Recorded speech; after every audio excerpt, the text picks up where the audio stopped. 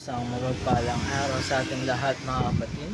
Ako muli si Adrian Bernales ng Batch 3 at ito ang aking daily devotion.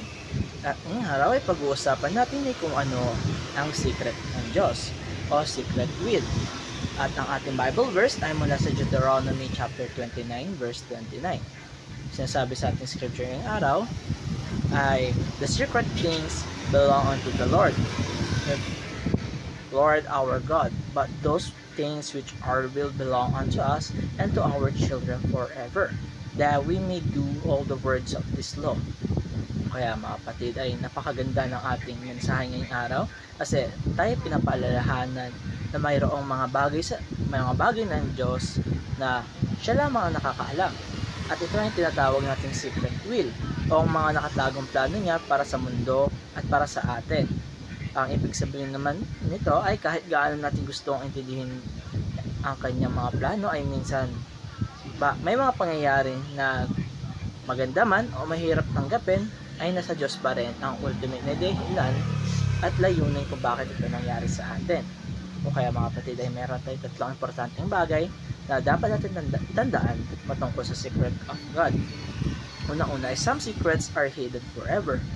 May mga bagay na hindi niya talaga papakita sa ating lupa. Halimbawa na lamang ay kung bakit mayroon tayong mga pagsubok na biglaan na lang dumarating. At kung bakit may mga bagay na hindi natin may paliwanag kahit ano man ang ating effort o kahit ano ating gawin. At ito yung mga bagay na hanggang eternity na natin malalaman. Pero kahit hindi natin maunawaan ngayon, ang tsak ay may purpose ang Diyos dito kung bakit niya ito pinaparana sa atin.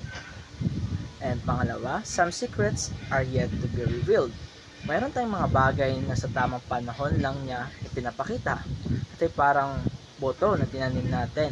Hindi mo agad ito makikita, ngunit ang bunga nito ay darating balang araw. Lalabas ito na namungmunga. Ganon din sa plano ng Diyos.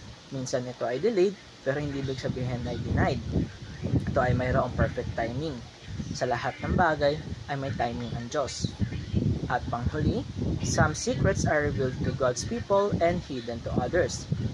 Totoo na mayroong mga bagay na pinapakita niya sa pamamagitan ng kanyang salita at sa leading ng Holy Spirit.